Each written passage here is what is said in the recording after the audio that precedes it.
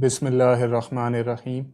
الصلاۃ والسلام علیک یا رسول اللہ وعلی آلک و اصحابک یا حبیب اللہ۔ ناظرین و سامعین، السلام علیکم ورحمۃ اللہ وبرکاتہ۔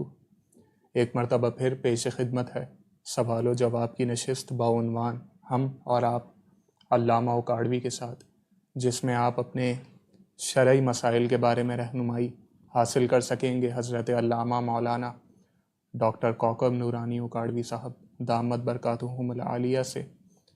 آپ ایک عرصہ دراز سے دنیا بھر میں مسلک حق کے حقیقی ترجمان کی حیثیت سے خدمات سر انجام دے رہے ہیں۔ آئیے ہم مل کر انہیں خوش آمدید کہتے ہیں۔ السلام علیکم ورحمۃ اللہ وبرکاتہ۔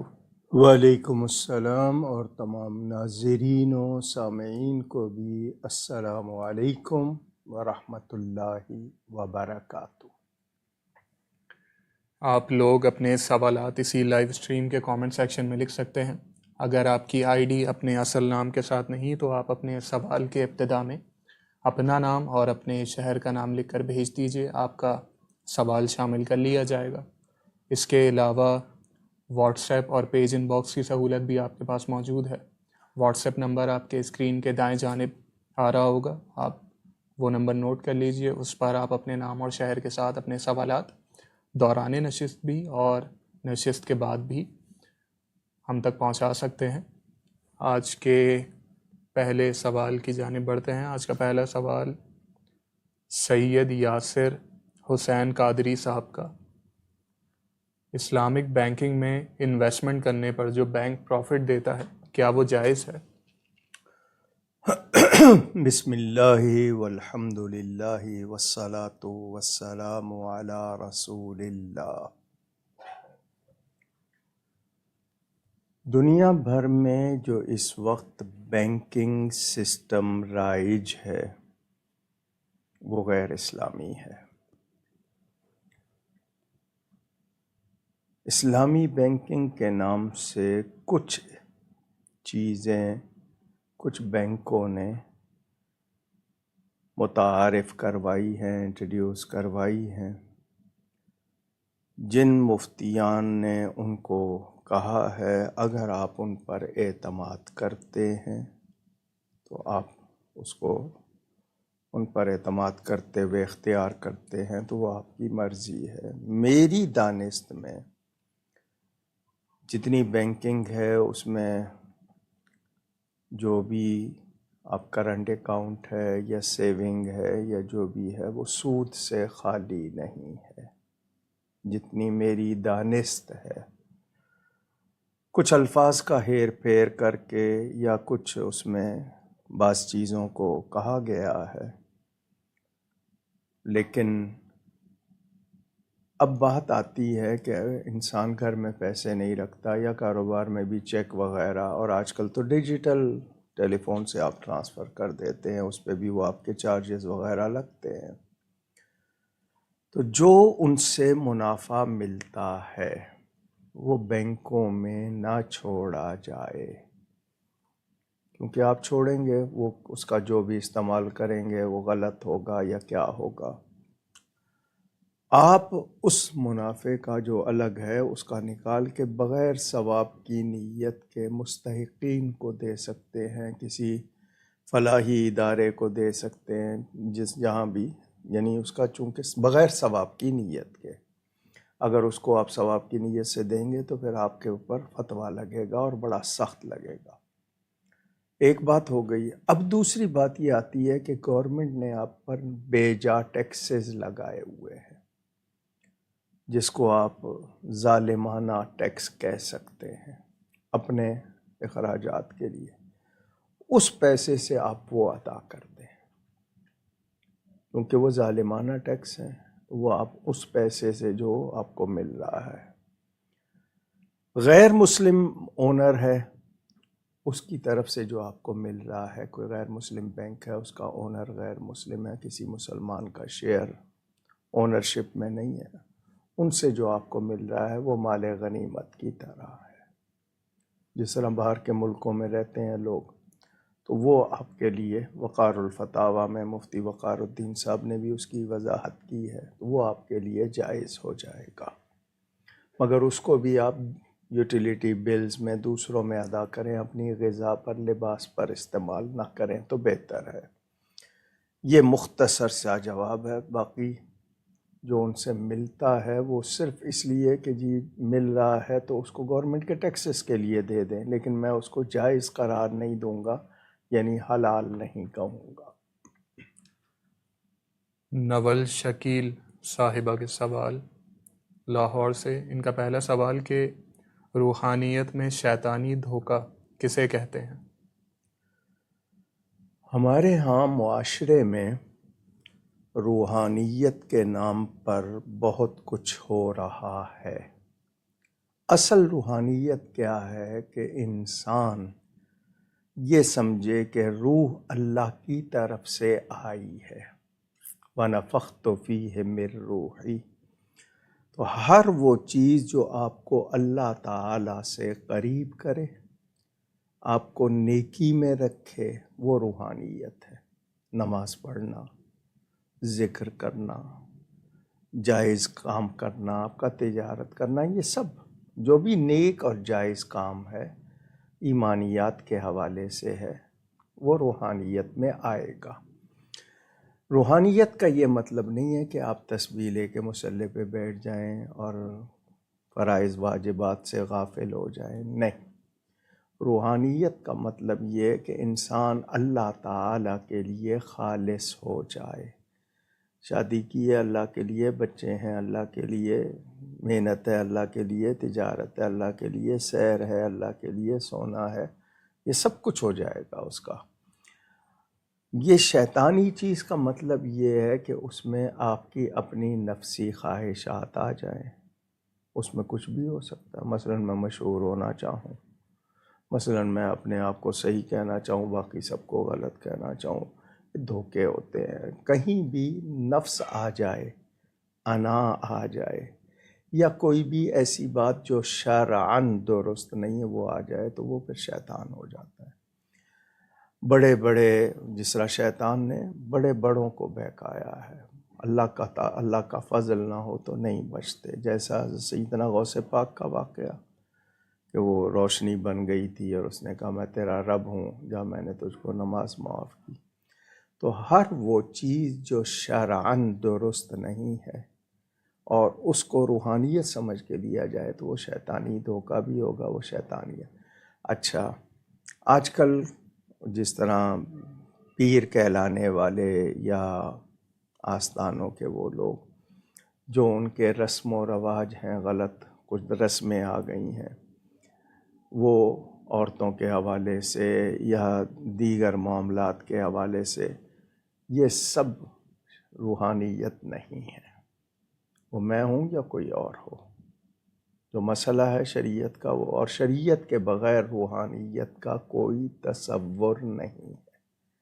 روحانیت ہوگی تو شریعت کی پابندی میں ہوگی، شریعت کی پابندی سے ہٹ کر نہ طریقت ہے، نہ روحانیت ہے، نہ تصوف ہے۔ یہ جو صوفیزم کی لے آئے کہ مذہب کوئی بھی ہو بس، یہ ایسی بات اسلام کے حوالے سے نہیں ہے۔ تو ہم خالص روحانیت، اس کے لیے ہمیں داتا صاحب نے عوارف المعارف میں حضرت شیخ شہاب الدین سہروردی نے متعدد کتابیں موجود ہیں، ان لوگوں کا کیا معاملہ تھا۔ اب سیدنا غوث پاک، سیدنا خواجہ غریب نواز، حضور داتا صاحب، بابا صاحب، ان کے معمولات دیکھے جائیں۔ آج جو بات کر رہے ہیں لوگ، تو اس کو دیکھا جائے تو کہاں ہے یہ سلسلے۔ اچھا، تعویذ لکھنا جائز ہے، اس پر اگر کبھی اجرت بھی لے لی جائے وہ جائز ہے، لیکن کلینک بنا لینا، کاروبار بنا لینا، عورت آئی ہے جی شوہر میرے قابو میں آ جائے تو یہ تعویذ لکھنا لکھوانا دونوں حرام، اس طرح کی چیزیں آ جاتی ہیں۔ تو ہر وہ بات جو شریعت سے کسی طرح متصادم ہو وہ روحانیت نہیں ہے۔ یہ مختصر جواب ہے، اس کی تفصیل میں پوری تقریر ہو سکتی ہے۔ ان کا اگلا سوال کہ اگر کسی سید زادے کی شادی کسی ایسی لڑکی کے ساتھ ہو جو کہ سیدہ نہ ہو تو کیا شادی کے بعد اس کی زوجہ سیدہ کہلائے گی؟ ہرگز نہیں، ہرگز نہیں، کسی صورت نہیں کہلائے گی۔ سید کی اولاد جو صحیح النسب اور صحیح العقیدہ، نسب بھی صحیح ہو، اس میں کوئی کسی طرح کی ملاوٹ نہ ہونے پائے۔ اب ہاشمی اور عباسی اور پتہ نہیں کتنے لوگ اپنے آپ کو سید لکھنے لگ گئے ہیں، اصلی نسلی سید ہے باپ سے۔ بلکہ بخاری مسلم میں حدیث موجود ہے کہ کوئی اپنا باپ کسی اور کو بتائے جبکہ اس کو معلوم ہے کہ وہ اس کا باپ نہیں ہے تو اس پر جنت حرام ہے۔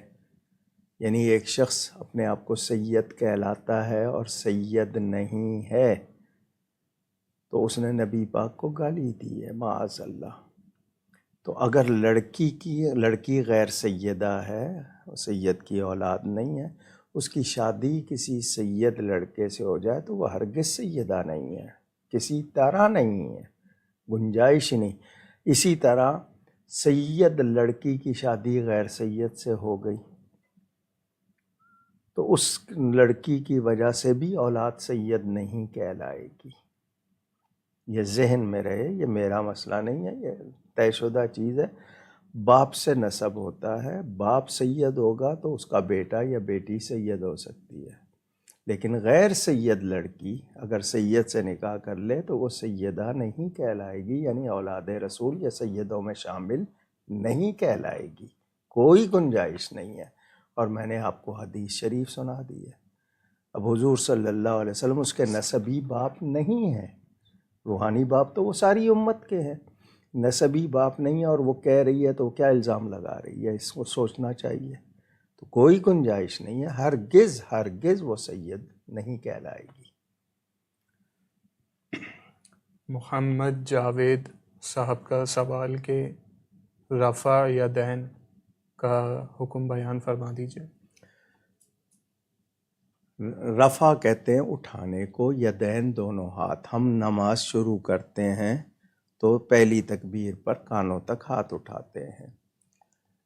کچھ لوگ رکوع میں جانے سے پہلے اور رکوع سے اٹھ کر بھی اس طرح ہاتھ اٹھاتے ہیں، اس کو رفع یدین کہا جاتا ہے۔ اس حوالے سے ہمارے پاس احادیث موجود ہیں، نبی پاک صلی اللہ علیہ وسلم نے پہلے اٹھائے، بعد میں منع کر دیا۔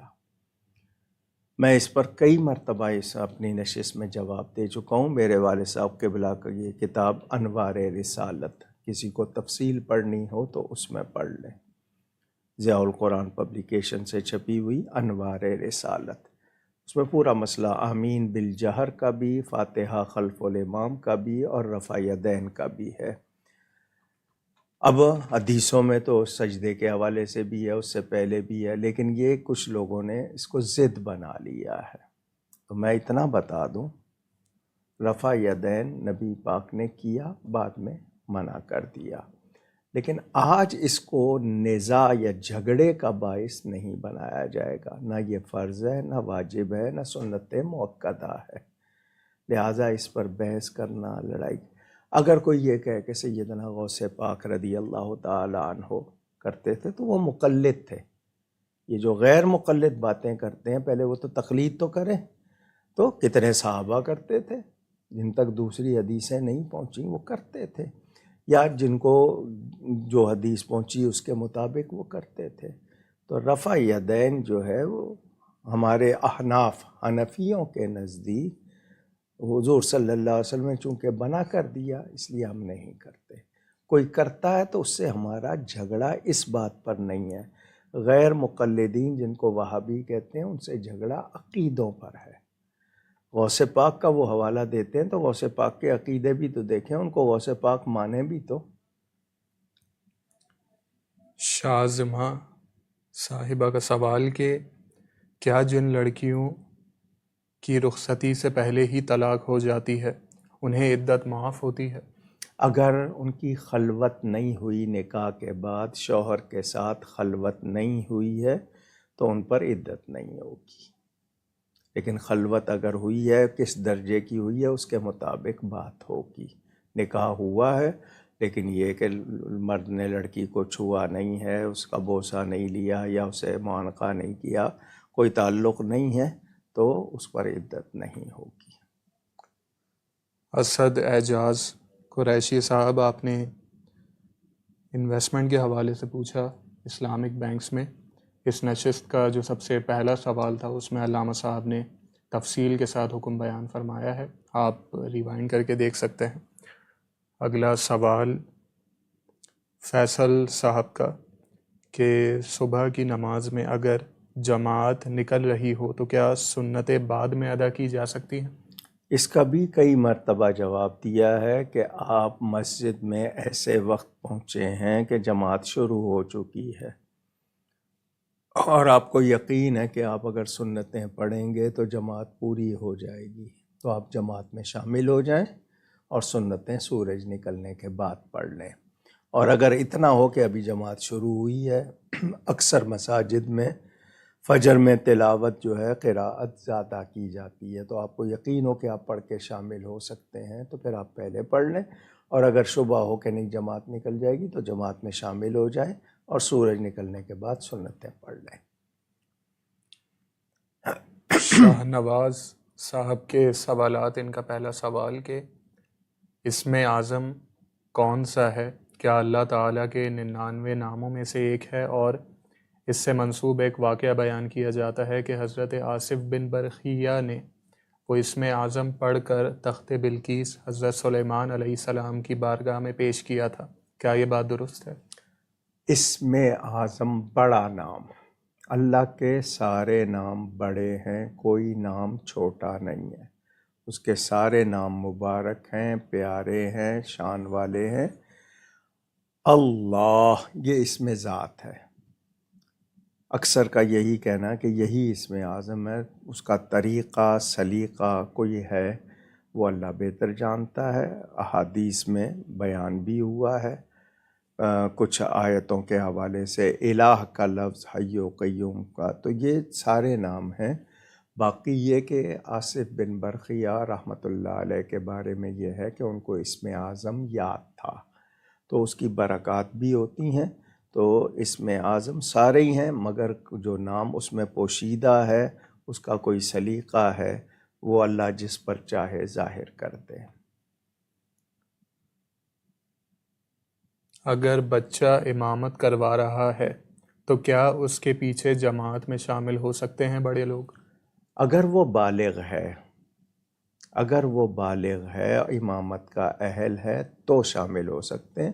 ویسے اگر کوئی وہ نفل میں قرآن شریف سنا رہا ہے اور آپ شامل ہو گئے ہیں تو نفل کی نیت سے لوگ حوصلہ افزائی کے لیے ایسا کر لیتے ہیں، لیکن اس کی امامت اگر وہ اہل ہے تو ہوگی، ورنہ وہ کسی جماعت میں جس طرح کرائی جاتی ہے اس کا اہل نہیں ہے تو اس کے پیچھے پھر بڑے اس طرح نماز نہیں پڑھیں گے.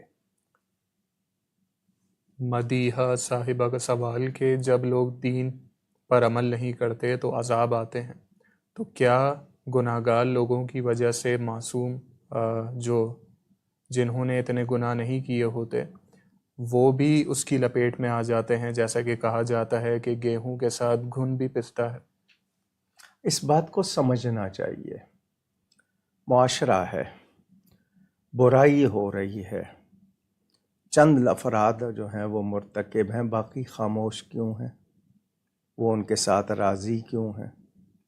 دیکھیں نا حضرت صالح علیہ السلام کو جو ناقۃ اللہ کا واقعہ ہے کہ اللہ کی اونٹنی، انہوں فرمائشی معجزہ مانگا تھا قوم نے، اس کے مخالف ہوئے تھے، وہ کیدار نامی تھا، اس کے ساتھ 2-3 افراد تھے، باقی سب خاموش تھے. تو خاموش ہونا رضامندی.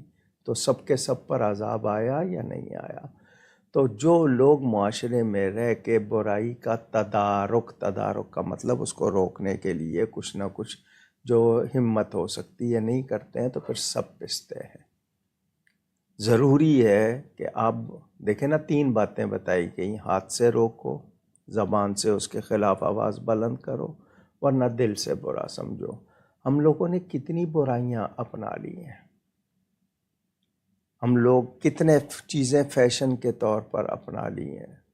اب یعنی کہ اس کو کوئی برا بھی نہیں سمجھتے، یعنی ہم اس کو لیے کوئی وہ برائی بھی دل میں نہیں ہے.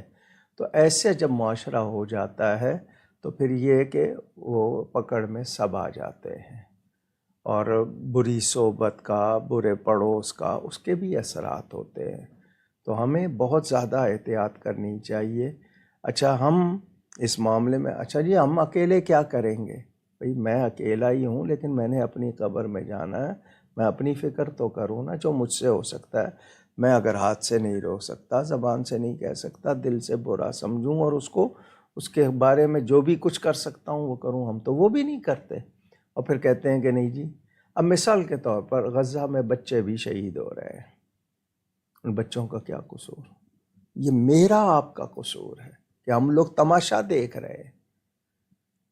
ان کے کلپس آتے ہیں، بلکہ وہ ایک کلپ مجھے آج کل کسی نے بھیجا تھا، اس کے پوتے پوتیاں شہید ہو گئے، تو وہ یا رسول اللہ کہہ کے پکار رہا ہے کہ بچوں جاؤ گے نبی پاک کو بتانا ہمارے ساتھ یہ ہوا، اور امت تماشا دیکھ رہی تھی۔ یعنی ہمارے ضمیر اتنے مردہ ہو گئے، تو ہم یہ ہمارا ہے کہ بھی ہمارے ہوتے ہوئے یہ سب کچھ ہو رہا ہے، تو ہم کر کیا رہے ہیں؟ جب کعبے کے کوئی محافظ نہیں تھے، ابابیل آئے تھے، آج اتنے لوگ ہیں، کیا کر رہے ہیں وہ؟ ان کے معاملات کیا ہیں؟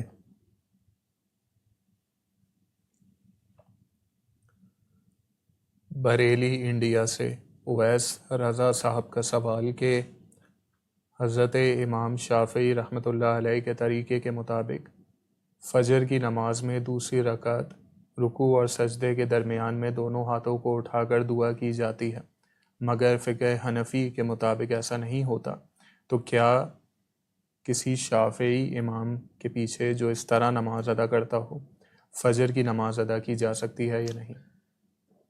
اگر کسی ایسی جگہ گئے ہیں جہاں شافعی لوگ ہیں، وہ پڑھا رہے نماز، لیکن وہ سنی ہو، صحیح العقیدہ چاروں میں بھلے کسی فقہ کا ہو، سنی ہو، اور وہ نماز آپ پڑھ رہے ہیں، تو آپ اپنے طریقے سے اس کے پیچھے نماز پڑھ لیں گے، ان کی اس بات کو آپ نے نہیں کرنا۔ لیکن شرط یہ ہے کہ وہ صرف شافعی نہ ہو، سنی بھی ہو۔ اگر سنی ہے تو آپ اس کی اقتداء کر لیں گے۔ فہیم علوی صاحب کا سوال کہ لے پالک بچے کا کیا جائیداد میں حصہ ہوگا؟ نہیں، آپ ویسے اس کو دیتے ہیں 1/3 پوری جائیداد کے 3 حصے کر لیں، 2/3 وارثوں کے لیے، اور اگر آپ نے اس کو لے کے پالا ہے اور جو شرعی اصولوں کے مطابق جو تقاضے تھے، کیونکہ محرم غیر محرم ساری باتیں، تو آپ اس کو ویسے دیتے ہیں تو آپ 1/3 میں سے دے سکتے ہیں، ٹوٹل نہیں۔ آپ یہ کہ اصلی وارثوں کا حق نہیں روک سکتے۔ یہاں ایک بات کرنا چاہتا ہوں، وہ جو شروع میں سوال آیا تھا، کیا نام تھا لاہور سے؟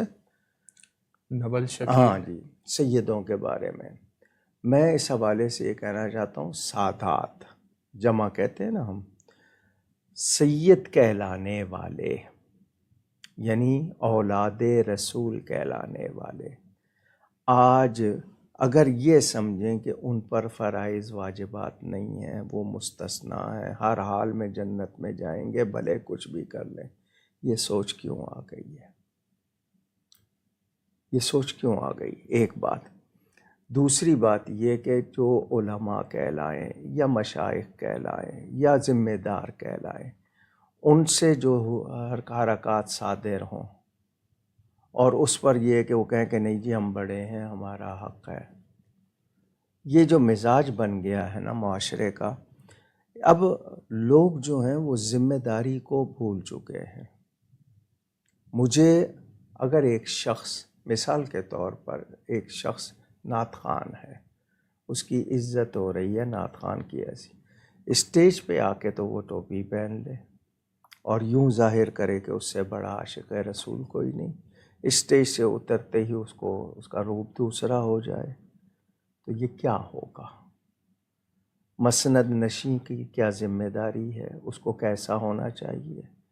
سید چاہتے ہیں کہ ان کا احترام ہو، ان کو ویسا بننا چاہیے، دوسروں سے زیادہ بہتر ہونا چاہیے شریعت کے معاملے میں۔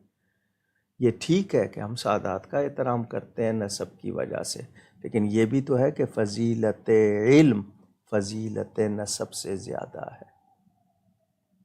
اگر ان کو یہ مسئلہ نہیں معلوم تو یہ بھی سیکھیں، فضیلت علم فضیلت نسب سے زیادہ ہے، اور نبی کی وراثت درہم و دینار نہیں ہے، علم ہے۔ تو بہت سی باتیں ہیں، میں اس بارے میں، یہ جو آپ نے ابھی سوال کیا تھا کیا تھا؟ سوال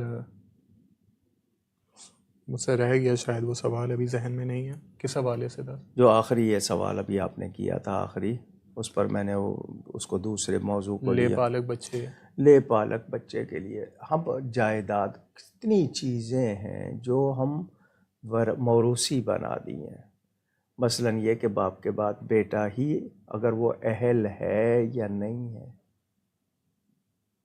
آپ تو صرف جائیداد کی بات پوچھ رہے ہیں، منصب کے حوالے سے بھی، یعنی اس کو بادشاہت کا وہ سمجھ لیا کہ بادشاہ کے بعد اس کا بیٹا ہی بادشاہ ہوگا. تو یہ بہت سی باتیں ہمارے ہاں آ گئی ہیں. ہم کتنوں کا حق مارتے ہیں، اور جو شخص اہل نہیں ہے اور اپنے آپ کو اہل بتا رہا ہے، اس کو ذلت کا لباس پہنایا جائے گا قیامت میں. یہ بہت سی کمزوریاں ہیں، مجھے بھی اور دوسروں کو بھی پرواہ ہونی چاہیے. ہم لوگ بے پرواہ چل رہے ہیں. اللہ تعالی ہدایت تربیت ہوتی تھی، باقاعدہ مراحل سے گزارا جاتا تھا. اب صرف وہ جو اشتہار لگا لیا، نام لگا لیا اور چل گئے. پیدرم سلطان بود کہ میں بادشاہ کا بیٹا ہوں. تو احترام ہوتا ہے یا تو آپ کے کردار کی وجہ سے یا علم کی وجہ سے. اگر آپ سید ہیں، شیخ ہیں، چودھری ہیں، ملک ہیں، فلاں ہیں، ضرور ہوں گے. سید ہونا بڑی عزت کی بات ہے، مگر آپ اپنا کردار بھی تو ویسا پیش کریں نا، آپ کے کام بھی تو ویسے ہونے چاہیے.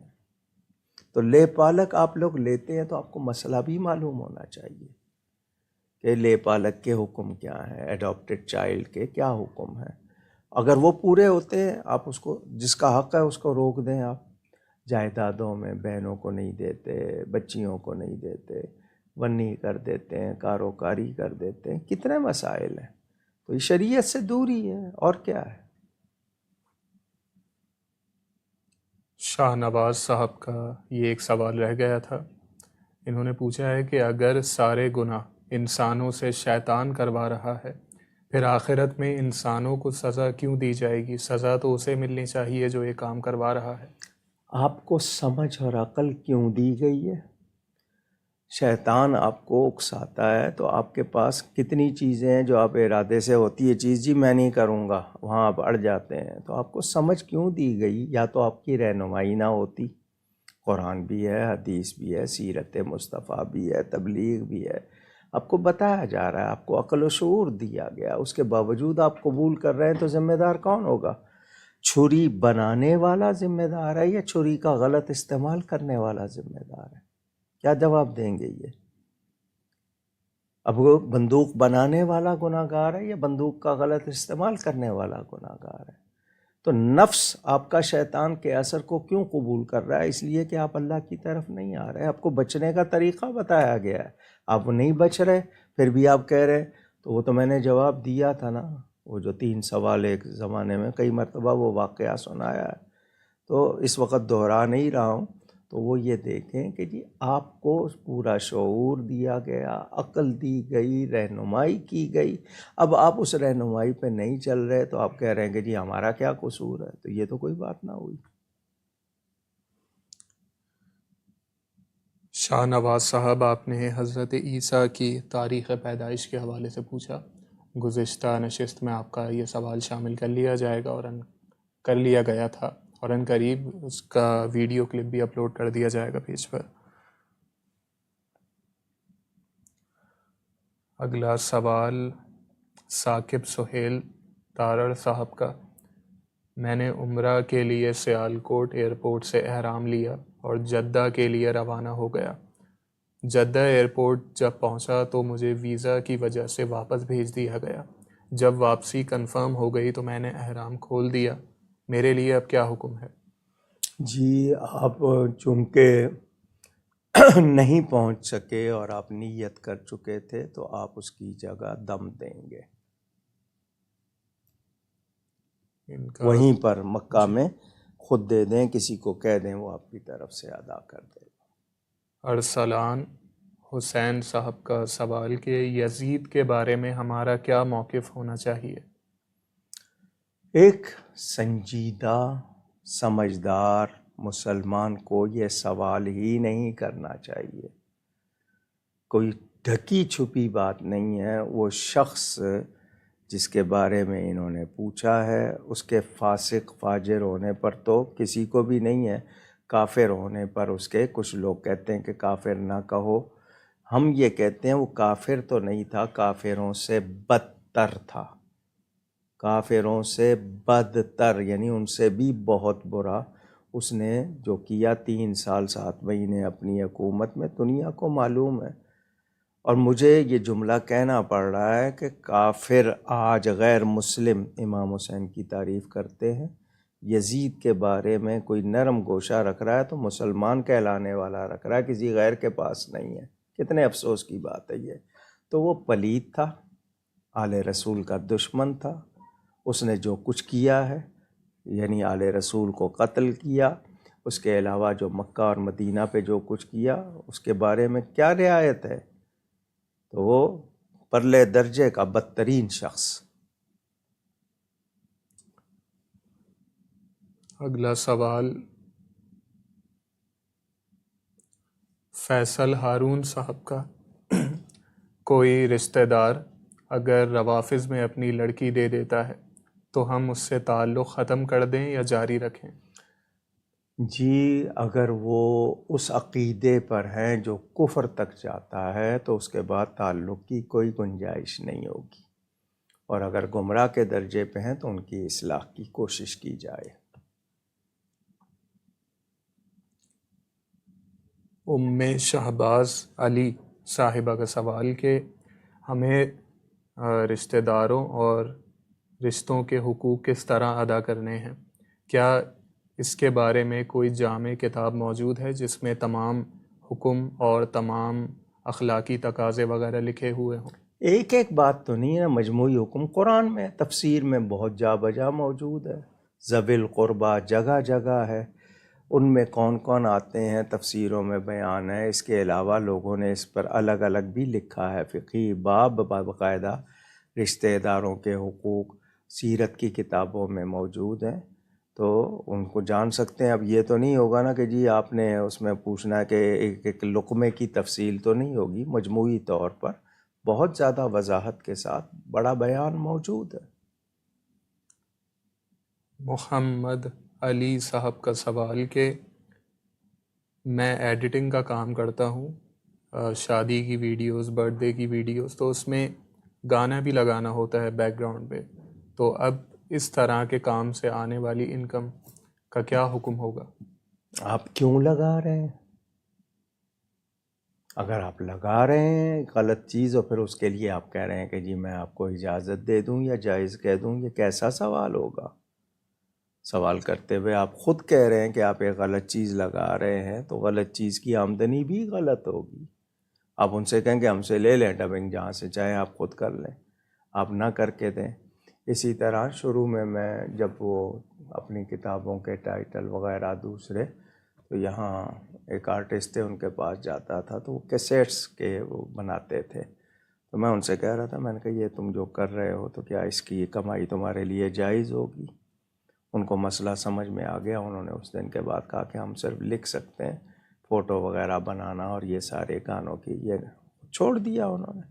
تو اگر آپ کو آخرت کا خیال ہے، اپنی اولاد کو آپ حلال کھلانا چاہتے ہیں، تو پھر آپ کو بچنا ہوگا. جو غلط چیز ہے، غلط کام کی کمائی بھی غلط ہوگی. آپ ان سے کہہ دیں کہ میں اس پہ نعت شریف لگا دیتا ہوں پیچھے یا کوئی اور چیز، لیکن یہ کہ جو اس طرح کی چیزیں ہوتی ہیں ان میں اب اگر وہ خواتین اور مرد مکس ہو رہے ہیں تو اس میں وہ بھی مناسب نہیں ہوگا لگانا. تو آپ کا وہ چیز بنانا بھی کیسے ہوگا؟ گانا لگانا تو دوسری بات ہے، آپ مردوں عورتوں میں مخلوط اجتماع میں جا رہے ہیں، ویڈیو بنا رہے ہیں، وہ کہاں سے جائز ہو جائے گا؟ یا تو یہ نا کہ عورتوں کا سیگریگیٹڈ ہو، الگ ہو، وہ عورتوں کی الگ بن رہی ہے، مردوں کی الگ بن رہی ہے، یا کوئی رشتہ دار ہے ان کے علاوہ کوئی اور نہیں ہے، سارے رشتہ دار ہیں، ان میں سے ہی کوئی بنا رہا ہے. تو جب آپ کر رہے ہیں غلط تو اس کی کمائی کیسے آپ کہیں گے کہ اس میں کوئی جائز یا برکت ہوگی؟ محمد زین صاحب کا سوال کہ حدیث پاک کا مفہوم ہے کہ مسلمانوں میں 73 فرقے ہوں گے، لیکن اب حالات دیکھ کر تو یہ لگ رہا ہے کہ اہل سنت میں ہی 73 سے زائد فرقے ہو چکے ہیں۔ کوئی فلاں عالم کو مانتا ہے، کوئی فلاں کو، اور ہر عالم کی دین کی اپنی ہی ایک تشریح ہے۔ تو اس حوالے سے رہنمائی فرما دیجئے کہ بحیثیت سنی اور اہل سنت کی عوام کس طرح، کس معیار پر اس عالم کو پرکھیں اور جانیں کہ یہ عالم جو تشریح بیان کر رہا ہے وہ ہمارے اسلاف کی تشریح کے عین مطابق ہے۔ رہنمائی فرما دیجیے۔ آپ نے لفظ اسلاف سلف کی جمع ہے نا، جو پہلے ہو گئے، تو ہمیں اللہ تعالیٰ نے اس بر عظیم میں اعلیٰ حضرت امام اہل سنت مولانا شاہ احمد رضا خان جیسی ہستی عطا کی۔ انہوں نے ہماری ترجمانی کی، خود سے کوئی عقیدہ نہیں دیا، ہمارے عقائد کی ترجمانی کی، ہمارے پاس موجود ہے، جو اس کے پابند ہیں وہ صحیح ہے۔ اب جو آپ اختلاف دیکھ رہے ہیں نا کہ جی ہر عالم، دیکھیں ایک ہے بنیادی اصولی عقائد، ایک ہے فروعی، قطعیات میں بیسک میں اگر کوئی ہے تو اس کے لیے تو کوئی گنجائش نہیں ہے۔ ہاں فروعی باتوں میں اختلاف ہے تو اس سے آپ کو الجھنے کی ضرورت نہیں ہے، یہ ایک گھر میں بھی دو رائے ہو جاتی ہے، لیکن دیکھنا ہے کہ بنیاد پہ زد پڑ رہی ہے تو گنجائش نہیں ہے۔ پھر وہ سنی ہونا تو دور کی بات، پھر وہ تو مسلمان ہونے کا بھی مسئلہ آ جائے گا۔ اب یہ جو اس وقت صورتحال ہے نا، یہ سازشیں ہیں لڑوانے کی، تو اصل بنیادی طور پر تو فرقے وہی 73 ہی ہے، آگے ان میں جو شاخیں ان کی بنتی جا رہی ہیں تو وہ انہی کی طریقے، کسی نے تھوڑا سا اختلاف کر کے ایک اور نام رکھ لیا، لیکن بنیادی طور پر وہی رہیں گے۔ اہل سنت و جماعت کے مسلمہ عقائد جو ہے، مسلمہ کا مطلب مانے ہوئے، تسلیم کیے ہوئے، وہ واضح ہیں۔ تکمیل الایمان کتاب شیخ محقق کی موجود ہے، علامہ طور پشتی کی ہے، اس کے علاوہ اردو میں بہت سی کتابیں، وہ ان میں اگر کوئی گڑبڑ کرتا ہے بنیادی عقائد میں تو پھر وہ اہل سنت نہیں ہے۔ باقی فروعی اختلافات یہ جو آج کل مولویوں کے ہو رہے ہیں، اس پہ نہ جائیے، آپ اعلیٰ حضرت فاضل بریلوی کے جو بتائے ہوئے ہیں ان کی تعلیمات اور تحریرات کے پابند رہیے، یہ اہل سنت ہونے کے لیے۔ نئی تحقیق، نئی باتیں ان پہ، یہ جو آج کل لوگوں نے شروع کر دیا نا، یہ میں اس کو کہوں گا یہ کسی کی ضد ہے، کسی کی انا ہے، کسی کی کم فہمی ہے، یہ اس طرح کی باتیں ہیں۔ رافع خان صاحب کا سوال کہ عشاء کی نماز سے پہلے آنکھ لگ جائے تو جب نیند سے بیدار ہوں گے تب تہجد اور عشاء دونوں ایک ساتھ پڑھ سکتے ہیں؟ اگر عشاء کی اذان سے پہلے یا عشاء کے وقت آپ کو نیند آ رہی ہے، سو گئے اور آپ کی آنکھ کھلی ہے اور وقت ہے، وقت صحیح موجود ہے، تو آپ پڑھ سکتے ہیں۔ لیکن یہ کہ آپ نے اتنا وقت گزار دیا ہے کہ وہ غلط ہو گیا تو پھر آپ قضا پڑھیں گے۔ بہتر یہ ہے کہ آپ فرض پڑھ کے سو جائیں، باقی سنتیں بعد میں پڑھ لیں۔ لیکن یہ کہ آپ کا معمول ہے اور یقین ہے کہ آپ نے اٹھنا ہے تو آپ وہ کر سکتے ہیں، لیکن وقت کے اندر اندر۔ شیما اسلم صاحبہ کا سوال کہ فجر کی نماز کے طلوع آفتاب کے بعد صرف نماز کی ہی ممانعت ہے یا دیگر اذکار وغیرہ تو کر سکتے ہیں یا نہیں؟ کیونکہ اکثر ذکر اور اذکار میں اور قرآن پاک کی تلاوت میں ہم لگے ہوتے ہیں اور طلوع آفتاب کا پتہ نہیں لگتا۔ شیما لفظ ہے، شیما نہیں، شیما۔ آپ نے فجر کی نماز پڑھ لی، اب اس کے بعد نفلی سجدہ نہیں کرنا، یعنی نفل نماز نہیں پڑھنی سورج نکلنے تک۔ فرض ادا کر لیے فجر کے، سورج نکلنے تک آپ نے نفل نماز نہیں پڑھنی۔ اگر قضا ہے آپ کی، آپ وہ پڑھ سکتے ہیں، لیکن فرض قضا ہوتے ہیں، واجب قضا ہوتے ہیں، اس کے علاوہ نہیں۔ باقی اس ٹائم ذکر میں مشغول رہنا یہ تو بہت اچھی بات ہے۔ اب آپ مشغول رہے اور آپ کو سورج کی وہ کرن نکل کر سامنے آنے تک کا پتہ نہیں چلا، اس میں 10 منٹ لیٹ ہو گیا، آپ اشراق پڑھ سکتے ہیں۔ آزاد کشمیر سے ناصر صاحب کا سوال کہ کسی عورت کی بیٹی کا اس کے رضائی بیٹے کے ساتھ نکاح ہو سکتا ہے؟ جس بچے نے، لڑکی یا لڑکے نے، اپنی والدہ کے سوا کسی عورت کا دودھ پیا ہے، وہ جو عمر میں، جس 2.5 سال 2.5 سال کی عمر تک، لڑکی نے پیا ہے یا لڑکے نے پیا ہے، جس کا پیا ہے اس لڑکی اور لڑکے پر اس عورت کی اولاد کا نکاح نہیں ہوگا۔ جس نے پیا ہے، باقی بہن بھائیوں نے نہیں پیا، ان کا ہو جائے گا۔ جس نے پیا ہے، مثلا ایک لڑکے نے پیا ہے اپنی والدہ کے سوا کسی کا، اس لڑکے پر اس عورت کے بہن، وہ جو ہیں بچے، وہ بہن بھائی ہوں گے، ان سے نکاح نہیں ہوگا۔ لیکن باقیوں نے نہیں پیا، باقی کا ہو جائے گا اگر وہ ان کا رشتہ بنتا ہے تو۔ یہ ہے بنیاد۔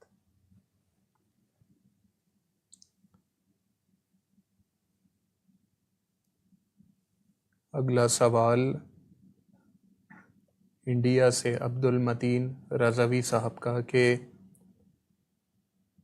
دوائی کے اثر سے نیند غالب ہو گئی اور متعدد اوقات کی نماز چھوٹ گئی تو اب کیا حکم ہوگا؟ آپ کو کس وقت، آپ نے، اگر آپ کو پتا تھا مسلسل نمازیں آ رہی ہیں آگے اور اس دوا میں نیند کا اثر ہے، تو آپ کو احتیاط کرنی چاہیے تھی۔ جب تک آپ نیند میں ہیں آپ معذور ہیں، اب آپ قضا کریں اور اللہ سے معافی چاہیں۔ محمد عدنان صاحب کے سوالات، ان کا پہلا سوال کہ رات کی آخری نماز وتر بناؤ، حدیث پاک کی وضاحت فرما دیجئے کہ کیا وتر کی نماز کے بعد نوافل ادا کیے جا سکتے ہیں یا نہیں؟ جی، آخری نماز کا مطلب یہ ہے کہ جو واجب ہے سونے سے پہلے اس کو ادا کر لو، وہ تمہارے ذمے نہ رہ جائے۔ لیکن ایک شخص یقینی طور پر اٹھتا ہے، وہ تہجد کا اس کا معمول ہے، تو وہ اس کے بعد پڑھے تو کوئی حرج نہیں، وہ بھی اس کی آخری ہی نماز ہوگی نا۔ تو اب آپ نے وتر پڑھ لیے ہیں، وتر کے بعد آپ نوافل پڑھنا چاہتے ہیں، رات کا ٹائم باقی ہے، آپ شوق سے پڑھیں۔ لیکن یہ کہ آخری نماز کا مطلب یہ کہ وہ واجب نماز وہ رہ نہ جائے، وہ ضروری ہے تو اس کا ادا کرنا، یعنی اس سے غفلت نہ کریں۔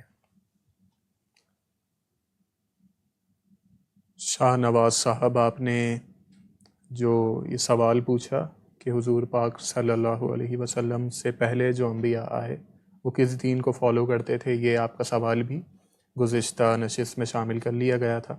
غالباً آپ نے نہیں دیکھی وہ نشست، اس میں آپ کے تمام جو سوالات آپ نے بھیجے تھے وہ شامل کر لیے گئے تھے۔ اس کے علاوہ احمد غفار صاحب، آپ نے جو بغیر ثواب کے بینک سے ملنے والا منافع غریبوں میں بانٹنے کے حوالے سے پوچھا۔ اس نشست کا جو پہلا سوال تھا اس میں علامہ صاحب نے تفصیل سے یہ حکم بیان فرمایا تھا، آپ ریوائنڈ کر کے دیکھ سکتے ہیں۔ اگلا سوال محمد عدنان صاحب کا کہ عورتوں کا مردانہ سویٹر، جیکٹس وغیرہ پہننا کیسا ہے؟ اگر وہ مردوں کے لیے خاص ہے اور انہی کی نشانی ہے پھر نہیں پہننا چاہیے، کیونکہ عورت کو مرد کی وضع اور مرد کو عورت کی وضع اختیار کرنے سے منع کیا گیا۔ بال بنانا یا ایسا لباس جو مثلا عرف ہے، پہچانا جاتا ہے کہ مردانہ لباس ہے، تو وہ عورت نہیں پہنے گی۔ اسی طرح مرد وہ لباس نہیں پہنے گا جو عورتوں کے حوالے سے ہے۔ مگر آج کل جیسا وہ کڑھائی اور شادیوں میں اور ویسے جو پہنا جا رہا ہے، لڑکوں نے زلفیں رکھی ہوئی ہیں وہ باقاعدہ چٹیا جیسی، اور ان کو ربن باندھ لیتے ہیں۔ اسی طرح کچھ لڑکیاں ہیں وہ بوائے کٹ کر لیتی ہیں، ہیئر کٹ کر لیتی ہیں، یا پتلون وغیرہ کے حوالے سے، یہ غیر اسلامی باتیں ہیں۔ اسی طرح معاشرے میں وہ چیزیں آ رہی ہیں کہ آہستہ آہستہ غیرت حیا جو ہے وہ ختم ہو رہی ہے۔ کیا اذان کا جواب نہ دینے والا گناہ گار ہوگا، اور کیا اذان کا جواب دینا واجب ہے؟ کس وجہ سے نہیں دے رہا؟ آتا نہیں ہے، یا لیکن احتراماً سنتا ہے، تب بھی وہ گناہ سے بچ جائے گا۔ یہ ہے کہ اس کی پرواہ نہیں کر رہا تو پھر وہ شدید گناہ گار ہوگا۔ تو اس کو اگر الفاظ نہیں معلوم، ہو سکتا ہے اس کو حکم معلوم نہیں ہے کہ دہرانا چاہیے تو وہ دہرائے. اگر یہ کہ وہ ہونٹ نہیں ہلا رہا لیکن دل میں کہہ رہا ہے تب بھی، لیکن یہ کہ جانتا نہیں ہے، پہلے معلوم کیا جائے کہ وہ نہ جاننے کی وجہ سے کر رہا ہے یا اس کو پتہ نہیں. ہاں اذان ہو رہی ہے لیکن شور کر رہا ہے اور پرواہ نہیں کر رہا، پھر شدید گناہگار. کیا اسلام ترقی کی راہ میں رکاوٹ ہے؟ اسلام مخالف لوگ جو اعتراضات کرتے ہیں اس طرح کے، ان کے لیے ہمارا کیا جواب ہونا چاہیے؟ کون سی ترقی؟ ترقی کس کو کہتے ہیں؟ آپ کے نزدیک ترقی کیا ہے؟ سوال یہ آئے گا کہ آپ کس چیز کو ترقی کہتے ہیں. آپ یہ کہتے ہیں ترقی کہ مادر پدر آزاد معاشرہ ہو، جس کا جو دل چاہے کرے. اگر آپ اس کو ترقی یا ایڈوانسمنٹ کہتے ہیں تو ایسی ترقی کسی جگہ بھی درست نہیں ہے. اگر عیسائی کر رہے ہیں تو وہ بھی اپنے دین کے خلاف، یہودی کر رہے ہیں تو وہ بھی اپنے دین کے خلاف، وہاں بھی ایسی تعلیمات نہیں. ترقی سے مراد یہ ہے کہ آپ ٹیکنالوجی نہیں برت رہے. ترقی سے مراد یہ ہے کہ جی آپ جدید جو تقاضے ہیں ان کے مطابق اپنے لیے سہولتیں نہیں کر رہے. وہ بات آپ مجھے بتائیں کہاں نہیں ہے؟ کس چیز کو آپ ترقی کہہ رہے ہیں؟ اگر ترقی اس چیز کا نام ہے کہ مادر پدر آزادی ہو، شرم حیات، دین کے اصول وغیرہ سب، تو ایسی ترقی اس کو ترقی نہیں کہیں گے. وہ تو بلکہ تنزل ہو جائے گا، وہ تو پستی ہو جائے گی، اخلاقی بھی، معاشی بھی، معاشرتی بھی. تو ترقی جس چیز کا نام ہے، مجھے یہ بتائیں کہ مسلمانوں نے جو ایجادات کی تھی، مسلمانوں کا جو دنیا بھر میں سکہ چلتا تھا، وہ ترقی تھی یا آج کے مسلمان جو کچھ کر رہے ہیں وہ ترقی ہے؟ ہمیں کھلونے دے کے بہلا دیا گیا ہے، ہم لوگ جن غلط کاریوں میں پڑ گئے. اب ترقی بتائے تو صحیح، ترقی کہتے کس کو ہے؟ تو پہچانے. اسلام ترقی سے نہیں روکتا. ہاں اسلام ہر اس چیز سے روکتا ہے جو غلط ہے، وہ معاشرے کے لیے غلط ہے، اخلاق کے لیے غلط ہے، روحانیات کے لیے غلط ہے، اس سے روکتا ہے. ورنہ مجھے بتا دیں کسی دین میں بھی بے راہ روی عیاشی یا یہ بے غیرتی کی تعلیم تو نہیں ہے، بد اخلاقی کی تعلیم تو نہیں ہے. سب سکھاتے ہیں لیکن عمل نہیں ہو رہا. آپ ان کو کہہ رہے ہیں وہ ترقی، تو وہ بھی اپنے دین کو چھوڑ کے کس حال میں پہنچے ہوئے ہیں؟ کیوں سکون نہیں ہے ان کو؟ کیوں سکون کے متلاشی ہیں وہ؟ وہاں ہر حرام ہو رہا ہے. اگر ہر حرام کو آپ ترقی کہہ رہے ہیں تو ایسی ترقی کا اسلام سے کوئی تصور نہیں ہے.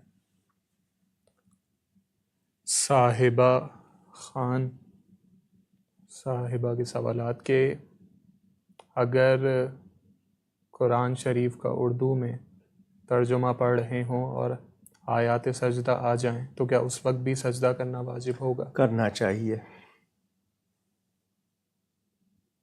کیا عشاء کی نماز کے حوالے سے یہ بات درست ہے کہ آدھی رات کے بعد مکروہ وقت داخل ہو جاتا ہے؟ جی اگر جان بوجھ کر آپ کر رہے ہیں، ورنہ آدھی رات کے لیے تو حدیث موجود ہے کہ امت کی تکلیف کا خیال نہ ہوتا تو میں آدھی رات تک مؤخر کرتا. تو اگر کوئی 12-1 بجے تک بھی پڑھتا ہے لیکن اس کی عادت ہے، کوئی حرج نہیں ہے.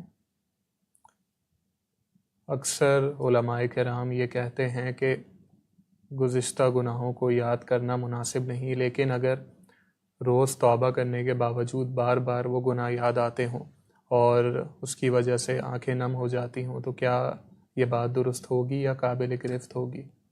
یاد کرنے سے مراد ہر وقت ان کو طاری نہ رکھے، اس سے بڑھ کر نیکیاں کرے. آپ کی توبہ اس درجے کو نہیں ہوئی ہے. اگر آپ سچی توبہ کرتے تو وہ خود بخود آپ کے ذہن سے نکلتے، لیکن یاد رہتے ہیں اور آپ اس کی وجہ سے نادم ہوتے ہیں. بہت اچھی بات ہے. تو آپ کثرت سے توبہ کر رہے ہیں تو اتنے ہی نیکی بھی کریں تاکہ اس سے بڑی نیکی ہو جائے اور وہ گناہ مٹ جائے. تو اگر وہ ذہن پہ طاری ہے لیکن یہ کہ آپ اس ہر وقت اس میں نہیں بلکہ توبہ میں زیادہ آپ کو لگا رہا ہے تو وہ کوئی بری بات نہیں ہے. سعدیہ علی صاحبہ کا سوال کہ میری 2 کمسن بچیوں کا انتقال ہو گیا تھا، اب ہم ان کی فاتحہ کریں یا نہ کریں؟ نابالغ بچوں کے حوالے سے بتا دیجئے کہ عالم برزخ میں ان کا کیا معاملہ ہوتا ہے؟ کیا وہ جنت میں ہوتے ہیں؟ اور جس عمر میں دنیا سے جاتے ہیں وہی عمر رہتی ہے یا بڑھتی ہے؟ اس حوالے سے ہمیں جو معلومات ہیں نا وہ یہ کہ جو کم سن بالغ نہیں ہوئے، بلکہ ان کا نماز جنازہ میں ہم یہی پڑھتے ہیں کہ ان کو ہمارے لیے سفارشی بنا، لڑکے کے لیے شافع و مشفع، لڑکی کے لیے شافعۃ و مشفع، تو ان کے ایصال ثواب بلکہ دعا کریں ان کے لیے کہ اللہ تعالیٰ ان کو اچھا رکھے۔ ہاں ان کی آپ دوسروں کے بچوں کا خیال کر کے کوئی صدقہ خیرات کرتے ہیں وہ اچھی بات ہے، لیکن جس طرح ایصال ثواب ان کے لیے بڑوں کے لیے کیا جاتا ہے اس طرح بچوں کے لیے نہیں ہوتا۔ ہاں ان کے طرف سے آپ بچوں تاکہ آپ کے باقی بچے خیر سے ہوں، دوسروں کے بچوں کی مدد کر رہے ہیں نادار کی، وہ بہت اچھی بات ہے۔ راحیل امین صاحب کا سوال کہ جو لوگ صحابہ کرام کے بارے میں غلط باتیں کرتے ہیں کہ فلاں صحابی فلاں جنگ سے فرار اختیار کر گئے تھے، تو اس طرح کی غلط تشریحات لوگوں میں عام کرنے والوں کا کیا حکم ہوگا؟ یہ میں نے پہلے کہا، یہ ایک سازش کی جا رہی ہے کہ وہ ہستیاں جن کو ہم معظمات یا مقدسات کہتے ہیں، صحابہ کرام، اہل بیت، اولیاء اللہ، مستند، ان کے بارے میں لوگوں میں غلط فہمیاں ڈالو، لوگوں کو ان کی محبت سے نکالو، لوگوں میں ان کی عقیدت ختم کرو، یہ سازشیں ہیں۔ جب حضور صلی اللہ علیہ وسلم کا فرمان میرے صحابہ کے آپس کے معاملات میں گفتگو نہ کرو، ان کو مشاجرات کہتے ہیں، ان کے آپس کے معاملات، اگر ایک صحابی کا دوسری صحابی سے کوئی مسئلہ ہے ہم اس پہ نہ جج ہیں، نہ ہم نے کوئی فیصلہ کرنا ہے، نہ ہمیں اختیار۔ اس کے علاوہ فرمایا جو صحابی کے بارے میں بد کلامی کرے اس کو قول اللہ کی لعنت ہو تمہارے شر پر، یہ حدیث کے الفاظ ہیں۔ حضور نے بار بار فرمایا میرے صحابہ کے بارے میں اللہ سے ڈرو۔ تو جو ہستیاں ایسی ہیں جن کی وجہ سے ہمارے دین کو تقویت، ہمارے ایمان کو تقویت، یہ کوشش اور سازش ہے کہ کسی طرح یہ چیز ختم کی جائے۔ تو جو لوگ بھی اس طرح کر رہے ہیں، کسی صحابی، وہ جو کاروبار بنا لیا نا، یہ سوشل میڈیا نے طوفان برپا کیا نا، جس کا دل چاہتا ہے اب اس کو سمجھ ہے یا نہیں ہے وہ شروع ہو گیا، وہ باتیں کر رہے ہیں، اور گورنمنٹ کی طرف سے کوئی پکڑ نہیں ہے، بے لگام ہے سب کے سب۔ تو یہ مجھے اور آپ کو صحیح معلومات کے مطابق رہنا چاہیے، اور جو بھی کوئی اس طرح کی بات کرے اسے کہا میرے سامنے خاموش ہو جاؤ، میں نہیں سننا چاہتا، تو آپ خود اس کو ڈسکریج کریں گے، لیکن آپ لوگ وہ سنتے ہیں، ویورز بنتے ہیں ان کے، اور زیادہ وہ آگے فارورڈ کرتے ہیں، تو پھر نتیجہ کیا نکلتا ہے؟ ام شہباز صاحبہ کا سوال کہ آج کل کے دور میں رشتہ کرتے وقت کیا بنیادی باتیں ہیں جو لڑکے والوں سے پوچھنی چاہیے؟ عقیدے کا سوال تو پوچھنا ہی ہوتا ہے، اس کے علاوہ کون سی بنیادی باتیں ہیں جن کا پوچھنا ضروری ہے؟ آپ دیکھیں اس کی کوئی بری عادتیں تو نہیں ہیں، ان کے کوئی ایسے طریقے کن میں اٹھنا بیٹھنا ہے کیا ہے جو آپ، یہ تو آپ خود میرا خیال ہر ماں باپ کو پتہ ہوتا ہے کہ کیا جاننا چاہیے۔ ہمیں حدیث نے 4 باتیں بتائی ہیں نا، ایمان دیکھو، حسن دیکھو، خاندان دیکھو، مال دیکھو، لیکن سب سے زیادہ اہمیت کس چیز کو دینی ہے؟ ایمان کو۔ تو ان کا رہن سہن، طور طریقے، اس کے بارے میں ہیبٹس آپ پوچھتے ہیں نا، ہابیز کیا ہیں بھئی، تمہاری مصروفیات کیا ہے، یہ آپ جانتے ہیں کہ غلط عادتیں نہ ہوں، غلط لوگوں سے تعلقات نہ ہوں، یہی چیزیں جو آپ تسلی کرتے ہیں، اس میں آپ رشتہ داروں سے یا ملنے والوں سے معلومات کرتے ہیں، تو جو ضروری ہے وہ پوچھنا چاہیے، اور عقیدے کی بنیاد ہے۔ جھوٹ بھی بولتے ہیں لوگ، دوسروں کا فرنیچر لا کے رکھ کے جناب وہ تاثر دے دیتے ہیں کہ نہیں، اسی طرح کو زیور مانگ کے پہنا کے، تو یہ جھوٹ نہیں ہونا چاہیے، جھوٹ پہ رشتے قائم نہیں ہوتے۔ کیا رک گیا ہے سیشن یا چل رہا ہے؟ طاہا صدیقی صاحب کا سوال کہ مسجد میں کوئل جلانا یا کیڑے مار اسپرے کرنا کیا جائز ہے؟ بدبودار چیز کا استعمال منع کیا گیا ہے۔ بہت سی چیزیں ایسی ہیں جن میں بدبو نہیں ہوتی ہے، ان سے کیا جاتا ہے، لیکن بدبودار چیز سے مسجد میں منع کیا گیا ہے۔ مظفر صابر صاحب کا سوال کہ کیا بیت الخلاء سر ڈھانپ کر جانا چاہیے، اور اگر ننگے سر چلے جائیں تو کوئی نقصان تو نہیں ہوگا؟ حکم یہی ہے کہ سر ڈھانک کے جانا چاہیے، عورت ہو یا مرد ہو سر ڈھانک کے جائیں، کھانا سر ڈھانک کے کھائیں، مگر ہم نے غیروں کے طریقے اپنائے ہوئے ہیں، حکم یہی ہے۔ فروا انصاری صاحبہ کا سوال کہ بہت سے لوگوں کی یہ عادت ہوتی ہے کہ جب وہ کرسی پر بیٹھتے ہیں تو اس کے بعد ٹانگ پر ٹانگ رکھ لیتے ہیں، کیا اس طرح بیٹھنا خلاف ادب ہے؟ اگر تھک گیا ہے وقتی طور پہ رکھ لی ہے تو اور بات ہے، لیکن دائیں ٹانگ بائیں پہ رکھنا، بائیں کو دائیں پہ نہیں رکھنا چاہیے۔ اگر کوئی مجبوراً تھوڑی دیر کے لیے رکھ لیا ہے تو وہ اس میں نہیں ہوگا، لیکن بزرگوں کے سامنے نہیں کیا جاتا۔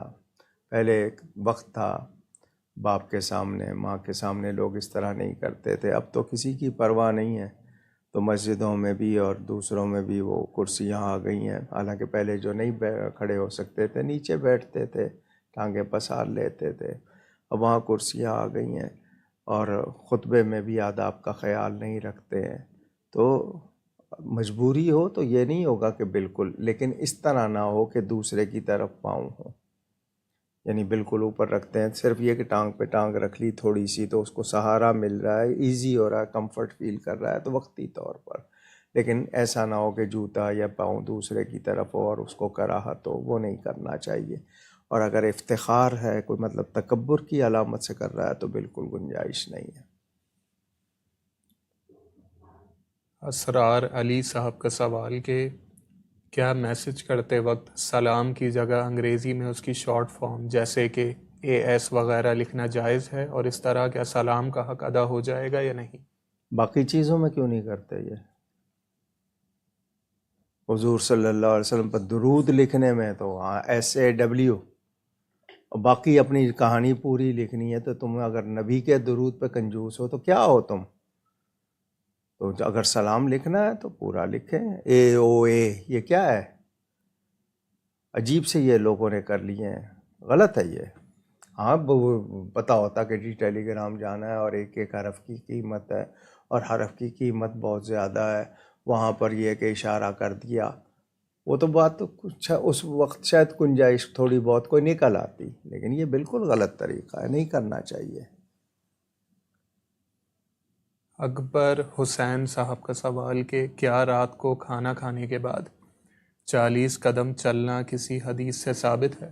نہیں جی، حدیث شریف سے تو نہیں ہے، عرب میں کہاوت ہے تغدا تمدا تغشا تمشا، دوپہر کا کھانا کھاؤ آرام کرو، رات کا کھانا کھاؤ چلو، لیکن کھانے کے فوراً بعد نہیں، آدھے گھنٹے بعد، آدھے گھنٹے یا 40 منٹ کے بعد، جس وقت کھانا فوراً کھاتے ہیں اس وقت آپ چلیں گے، وہ کھانے کے لیے مناسب نہیں ہوتا، نظام ہضم کے لیے تھوڑی دیر بیٹھے آپ، اس کے بعد 40 قدم چلیں، صحت کے لیے بہت اچھا ہے۔ ہوتا یہی تھا، لوگ مغرب کے بعد کھاتے تھے، اس میں تھوڑا سا توقع، پھر عشاء کے لیے چل کے جاتے تھے، 40 قدم بھی ہو جاتے تھے۔ اب آپ لیٹ کھا رہے ہیں یا آپ دیر سے کھا رہے ہیں تو کھانے کے آدھے گھنٹے بعد چلیں، وہ صحت کے لیے بہت اچھا ہے۔ حدیث شریف میری نظر سے ایسی نہیں گزری جس میں یہ حکم، ہاں حکما کا مطلب حکیم کی جمع، دانا لوگوں کا قول، لیکن صحیح حدیث کوئی میری اس نظر سے نہیں گزری۔ ثنا سعید صاحبہ کا سوال کہ ختم قرآن کے موقع پر اہل خانہ اور دیگر احباب کو مٹھائی بانٹی جاتی ہے، اس میں شرعاً کوئی مذائقہ تو نہیں؟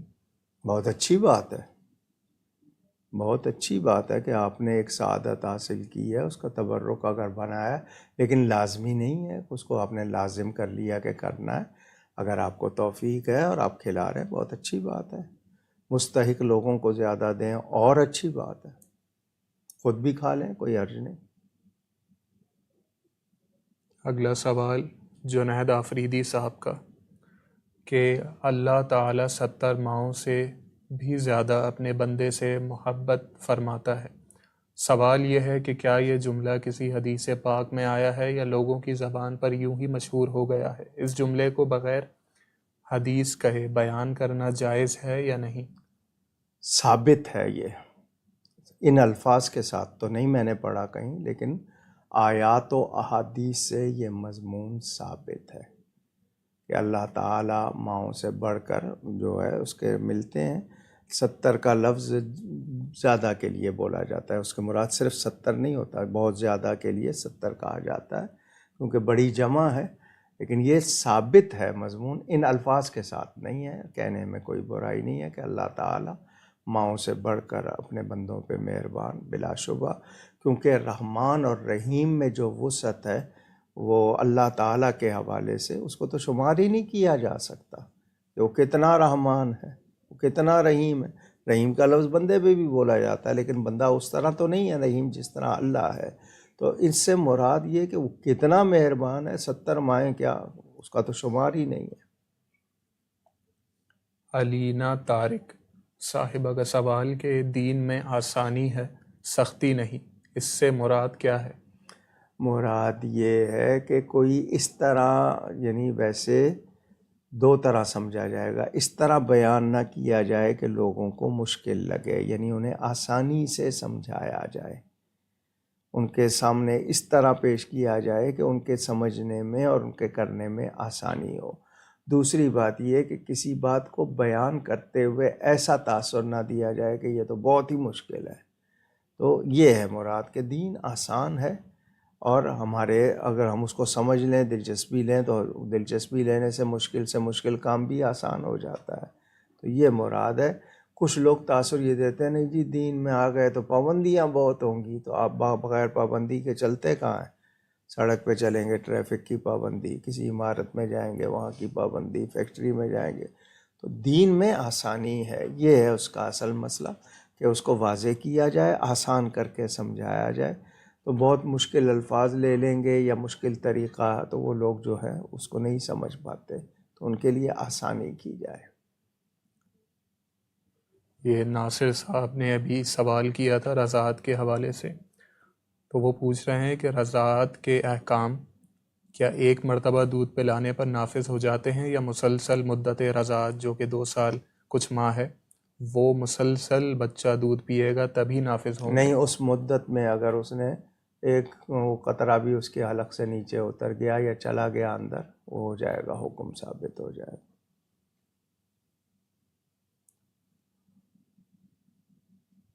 اگلا سوال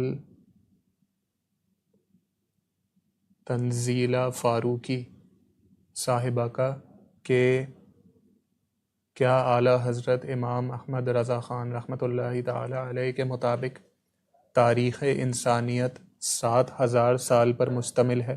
ان کا یہ بیان کس کتاب میں ہے؟ مجھے کتاب تو یاد نہیں ہے. ویسے بھی آپ کے ہاں 10,000 کم و بیش 10,000 سال سے زیادہ کی انسانی تاریخ آپ کے پاس محفوظ نہیں ہے. تو انہوں نے مدت، کچھ کتابوں میں مدت ہے نا کہ فلاں نبی سے فلاں نبی کے درمیان اتنا عرصہ، اس کو شمار کر کے. لیکن یہ کہ یہ کس کتاب میں ہے اس وقت مجھے وہ کتاب یاد نہیں ہے.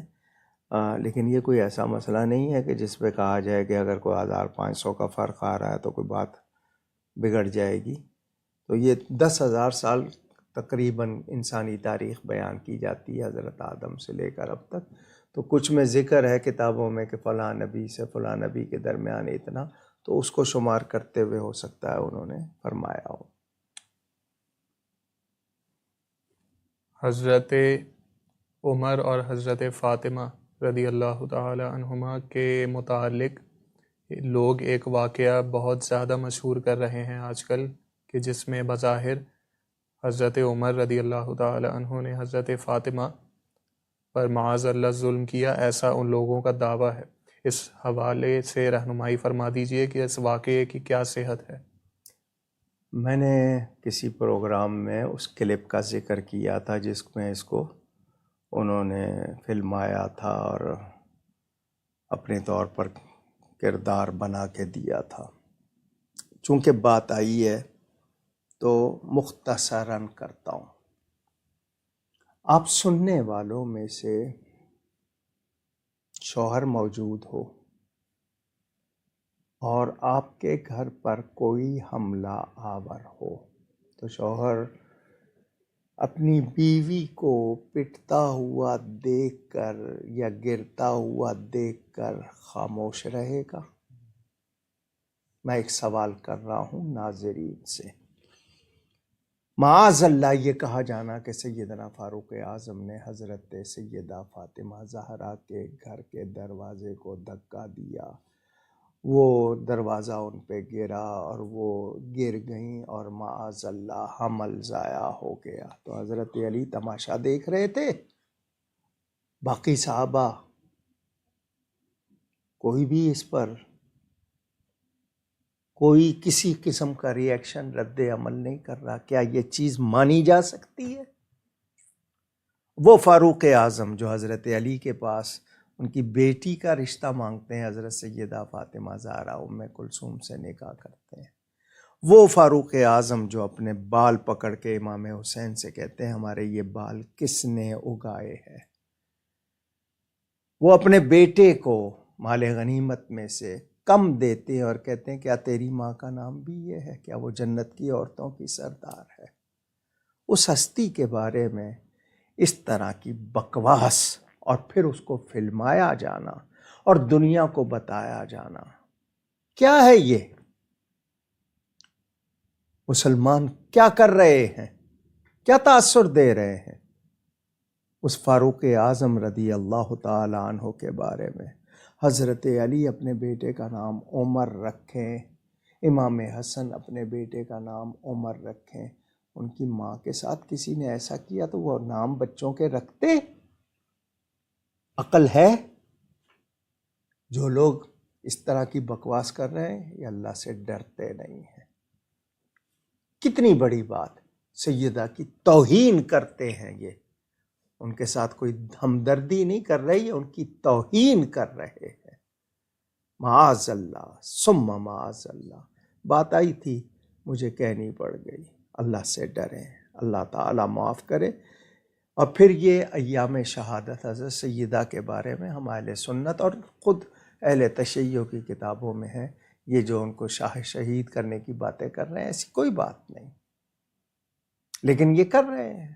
اور ملک میں چونکہ کوئی لگام نہیں ہے کسی کو، کس طرح کے انہوں نے وہ شاعری کی ہوئی ہے، اس شاعری میں ان کی مدح نہیں ہوتی ہے، ان کی ذم، یعنی زیادہ ان کو تکلیف دینے والی باتیں خوش نہیں ہو رہی ہیں اس طرح کی شاعری سے یا اس طرح کی حرکتوں سے۔ اللہ تعالی ادب کی توفیق عطا فرمائے۔ آمین۔ ذیشان قریشی صاحب کا سوال کہ میں علم کا شہر ہوں، ابو بکر اس کی بنیاد ہے، عمر اس کی دیوار ہے، عثمان اس کی چھت ہے اور علی اس کا دروازہ ہے۔ مجھے کسی نے کہا ہے کہ یہ روایت موضوع ہے، آپ اس کے متعلق کیا کہتے ہیں؟ موضوع تو نہیں ہے، روایت تو ہے، لیکن یہ ہے کہ کوئی صاحب یہ کہنا چاہیں کہ نہیں جی یہ روایت نہیں ہے تو روایت ہے۔ محمد شفیع صاحب کا سوال کہ یہ الفاظ جیسے کہ لوتی یا لواطت عام عرف عام میں برے معنی میں استعمال ہوتے ہیں، حالانکہ حقیقتاً یہ الفاظ حضرت لوط علیہ السلام سے نسبت رکھتے ہیں، تو کیا یہ اللہ کے ایک جلیل القدر نبی کی سری گستاخی نہیں ہے؟ بہت شکریہ، آپ نے سوال کیا، بڑی مہربانی، آپ کی سوچ کو سلام۔ قوم لوط کا فعل کہنا چاہیے، لوگوں نے لوتی اور لواطت کے لفظ بنا لیے، بالکل مناسب نہیں ہے، آپ اس کے قوم لوط کا فعل کہیں، وہ مناسب ہے۔ آپ کا بہت شکریہ، آپ نے بہت اچھا سوال کیا۔ میں یہی کہوں گا کہ ہمیں احتیاط کرنی چاہیے۔ اشر چودھری صاحب کا سوال کہ لائیو ٹرانسمیشن اور میسیجز وغیرہ کے ذریعے بیعت ہونا کیسا ہے؟ نیز کسی پیر صاحب کی ریکارڈنگ سن کر ان کے مرید ہو سکتے ہیں؟ مرید کا لفظ ارادے سے ہے، ارادت سے ہے، چاہنا۔ آپ اگر ٹیلی فون پر خط لکھ کر پیغام بھیج کے بھی مرید ہو سکتے ہیں، نیت ہونی چاہیے۔ کہ اب سے پیر صاحب کا ارادہ میرا ارادہ، کیوں کہ میں نے دین پر صحیح چلنا ہے، شریعت کے مطابق چلنا ہے، ان کو رہنما بنانا ہے۔ لیکن سچی عقیدت بھی کسی سے ہے تو وہ بھی مرید ہونے کے درجے میں ہے، لیکن آپ باقاعدہ ہو جائیں گے وہ اور اچھی برکت ہو جائے گی، لیکن یہ کہ سچی، لیکن ہو صحیح سے۔ آج کل ماشاءاللہ پیری مریدی بہترین کاروبار ہے، آسان کاروبار ہے، اور مجھے نہیں سمجھ آتا کہ مرید زیادہ ہیں یا پیر زیادہ ہو گئے، اللہ معاف کرے، لیکن صحیح ہو، وہ صحیح شخص ہو، شریعت و سنت کا پابند ہو، متقی ہو تو، لیکن عقیدے کا درست نہیں ہوگا، عمل کا درست نہیں ہوگا تو وہ پیر نہیں ہے، وہ منگل ہے۔ تو مرید ہو سکتے ہیں، آپ کی سچی عقیدت اس سے وابستہ ہے، فیضان آئے گا، لیکن یہ کہ آپ اپنی ارادت ظاہر کر کے خط کے ذریعے، ٹیلی فون کے ذریعے ہو سکتے ہیں۔ یہ آج کا آخری سوال، انشاءاللہ جو سوالات رہ جائیں گے وہ اگلی نشست میں ابتدا میں لے لیے جائیں گے۔ آپ لوگ اپنے سوالات اسی لائیو اسٹریم کے کامنٹ سیکشن میں لکھ سکتے ہیں۔ اگر لائیو اسٹریم ختم ہو جائے تب بھی آپ اگلی نشست سے پہلے اس لائیو اسٹریم کے کامنٹ سیکشن میں آپ اپنے سوالات اپنے نام اور شہر کے ساتھ لکھ کر بھیج دیجئے۔ اکاڑوی ڈیجیٹل میڈیا کا کامنٹ سیکشن بھی اور اکاڑوی فورم کا بھی اسی طرح، ان دونوں پیجز کے ان باکس بھی، اور آپ کے اسکرین کے دائیں جانب ایک نمبر آ رہا ہوگا، وہ واٹس ایپ نمبر ہے، آپ اس پر بھی۔ نمبر کے بارے میں میرے پاس بہت سے میسیج آئے ہیں کہ وہ اتنا باریک ہے، پڑھا نہیں جاتا، تو اس کو کہیں تھوڑا سا آپ کہیں موٹا کر کے بھی اگر دکھا سکیں۔ وہ میرے پاس بہت میسیج آئے ہیں کہ جی وہ اتنا باریک ہوتا ہے، پڑھا نہیں جاتا۔ بہرحال آپ اگلی نشست سے سائز اس کا بڑھا دیں گے، یا الگ درمیان میں کہیں الگ جیسے سلائڈ سی آتی ہے نا، تو وہ، ہاں جی، تو اس میں آپ اگلی نشست سے پہلے اور دوران نشست بھی اس پہ اپنے سوالات بھیج سکتے ہیں۔ آج کا آخری سوال عمارہ حسن صاحبہ کا، کہ حضرت سیدہ فاطمۃ الزہرا رضی اللہ تعالی عنہا کی نیاز کیا مرد حضرات کھا سکتے ہیں یا نہیں؟ کیا مطلب ہے؟ یہ کیسا سوال ہے؟ نیاز اللہ کے لیے ہوتی ہے، جس کے بارگاہ میں ہدیہ پیش کرنا ہے اس کا نام لے دیا جاتا ہے۔ ایک شرعی ہوتی ہے، ایک عرفی ہے، عرفی طور پر کہا جاتا ہے۔ ایصال ثواب کے لیے کھانا سب، ہم تمام امہات المومنین، تمام مومنین مومنات کا ذکر کرتے ہیں، یہ کیسا سوال ہے؟ ہاں البتہ یہ ہے کہ آپ نے اس میں کوئی چیز غلط کی ہوئی ہے تو وہ اور بات ہے، ورنہ یہ یاد رکھیں آپ کہ ہماری کون سی ایسی ایصال ثواب ہوگی کہ ہم اہل بیت کا یا امہات المومنین کا یا صحابہ کا نام نہ لیں۔ تو اس چیز کے لیے تو کوئی ایسا مسئلہ نہیں ہے، عجیب سا سوال آیا۔ بلا شبہ وہ حلال چیز ہے، برکت والی ہے، صحیح ہو۔ اب ان کی نیاز کا مطلب یہ کہ جو صحیح طریقے سے ایصال ثواب کیا جاتا ہے وہ کیا ہو، مرد کھائیں اور سب کھائیں، ساری کائنات کھا رہی ہے ان کا صدقہ۔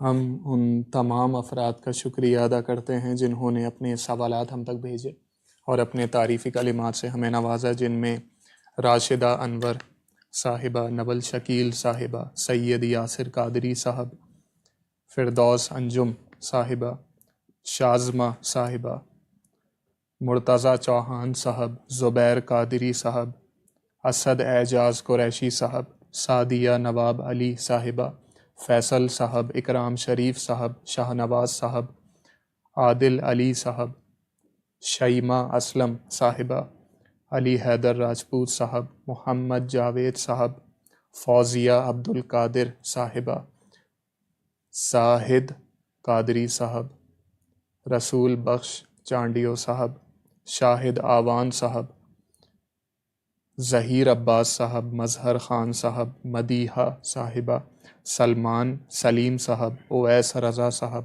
فہیم علوی صاحب، راؤ عبداللہ صاحب، حنا حیدر صاحبہ، وقار مسعود صاحب، احمد غفار صاحب، ارسلان حسین صاحب، فیصل ہارون صاحب، ام شہباز صاحبہ، محمد زین صاحب، حسین شاہ نواز صاحب، محمد ایوب صاحب، رافع خان صاحب، فیصل قادری صاحب، عظیم مظفر صاحب، شیمہ اسلم صاحبہ، شاہد سرور صاحب، عبد المتین رضوی صاحب، محمد عدنان صاحب، شازیہ علی صاحبہ، احمد غفار صاحب، زبیر قادری صاحب، سید ساجد صاحب، ثنا شیخ صاحبہ، راحیل امین صاحب، اعجاز حسین صاحب، طاہا صدیقی صاحب، مظفر صابر صاحب، فروہ انصاری صاحبہ، اسرار علی صاحب، اکبر حسین صاحب، علی حسان صاحب، شبیر اشرفی صاحب، ثنا سعید صاحبہ، جنید آفریدی صاحب، علینا طارق صاحبہ، شبیر اشرفی صاحب، ناصر صاحب، تنزیلہ فاروقی صاحبہ، ذیشان قریشی صاحب، محمد شفیع صاحب، اشر چودھری صاحب اور امارہ حسن صاحبہ۔ اور جن جن کے سوالات شامل نہ ہو سکے ہم ان سے معذرت چاہتے ہیں۔ آپ ہمارے لیے دعا کیجیے گا، ہم آپ کے لیے دعا کو رہیں گے انشاءاللہ۔ کچھ باتیں آپ سے کرنی ہیں۔ سب سے پہلی بات، اسلامی جمہوریہ پاکستان کے نگران وزیر اعظم کاکڑ صاحب، ان کا ایک بیان تحریک پاکستان کے قائد اعظم محمد علی جناح کے فرمان کے بارے میں، کسی اور ملک میں شاید کوئی ایسا کہتا تو آئینی طور پر اس شخص کو برطرف کر دیا جاتا، مگر ہمارے ہاں کاکڑ صاحب، آپ اگر سن رہے ہیں یا آپ تک میری یہ بات پہنچے، آپ نے کہا کہ ان کا فرمان کوئی آسمانی الہام نہیں ہے۔ مجھے بتائیں آپ کے ملک میں آسمانی الہام کی کیا قدر ہے؟ قرآن اور حدیث کی کیا قدر ہے؟